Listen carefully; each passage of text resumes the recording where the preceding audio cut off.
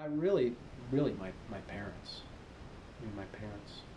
So my father, who suffers from very advanced Parkinsonism now, so he's not who he used to be. But my father was a very ethical, wonderful person, is of very high integrity and character.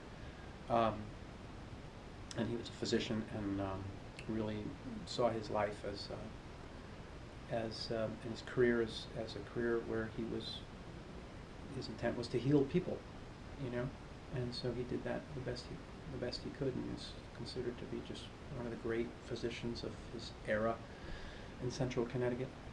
And then my mother has been a public servant for most of her life, and she didn't work, but she spent 60 hours a week, you know, doing public service as a elected official in the town where I grew up, where she was in the Board of Education for 20 years and chairman of the board for 12, and she was the first female chair of the town council in 345 years in Farmington, Connecticut. She started a home for unwed mothers, and she started a camp for an interracial ecumenical day camp for underprivileged youth in